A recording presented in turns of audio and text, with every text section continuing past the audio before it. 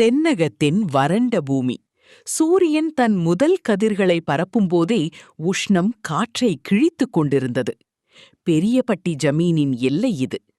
இங்கே மணல் துகள்கள் கூட வீரத்தின் கதையைச் சொல்லும்.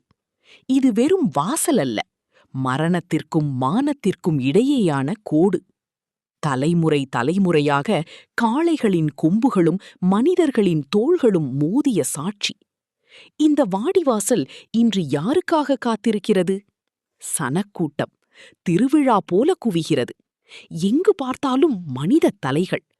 பெரியபட்டியின் மண்ணில் கால் வைக்க இடமில்லை. இந்த வருடம் போட்டி சாதாரணமல்ல. காரி காளை களமிறங்குகிறது. அந்த ஆரவாரத்திற்கு நடுவே அமைதியாக ஒரு தனி உருவம். பிச்சி. அவன் நடையில் ஒரு தீர்க்கம் இருந்தது. அவன் தோளில் தொங்கும் முடிப்பில் இருப்பது வெறும் துணி அல்ல, அவன் அப்பாவின் கனவு, அவன் குலத்தின் மானம். அவன் முகம் இளமையாக இருந்தாலும் அதில் ஒரு பழுத்த கவலை குடிகொண்டிருந்தது. அவன் பார்வை எதையும் பார்க்கவில்லை. அவன் கண்கள் இன்று அந்த காரி காளையைத் தவிர வேறு எதையும் காணாது.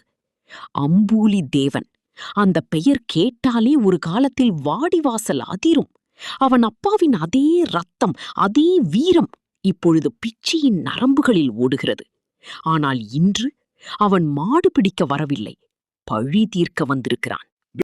அவனுக்கு துணையாக மருதன், பழுத்த அனுபவம் மிக்கவன், வாடிவாசலின் ஒவ்வொரு அசைவும் அறிந்தவன். அவன் கைகளில் இருக்கும் மூங்கில்கள் சும்மா இல்லை, காளையை அடக்கும் தந்திரங்கள் அதில் அடங்கியுள்ளன. மேளச் சத்தம் ஊரை அதிர வைத்தது. களத்தில் மணல் புதிதாக பரப்பப்பட்டது. வேலி கயிறுகள் இறுக்கப்பட்டன. மரணக்களம் தயாராகிக் கொண்டிருந்தது. பல்லாயிரம் கண்கள் அந்த வாசலை நோக்கின. மற்ற மாடுபிடி வீரர்கள் சிலர் பயத்தில் நடுங்குகிறார்கள், சிலர் கர்வத்தில் கத்துகிறார்கள். ஆனால் பிச்சி ஒரு மலை போல அமைதியாக இருந்தான். அந்த அமைதிதான் பயங்கரமானது. கூட்டத்தை விலக்கி மரண வாசலை நோக்கி நடக்கிறான்.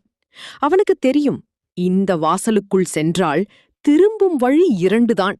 ஒன்று வெற்றி வீரன், மற்றொன்று பிணம். ஒவ்வொரு அடியும் அவனுக்கு பாரமாக இருந்தது. அவன் அப்பாவின் மரணம் நிகழ்ந்த அந்த இடம் அவன் கண்முன் நின்றது. அந்த பழைய வலி இப்போது கோபமாக மாறியது. அவன் வந்துவிட்டான், வாடிவாசலின் வாசலில், அந்த காரி காளையைத் தேடி.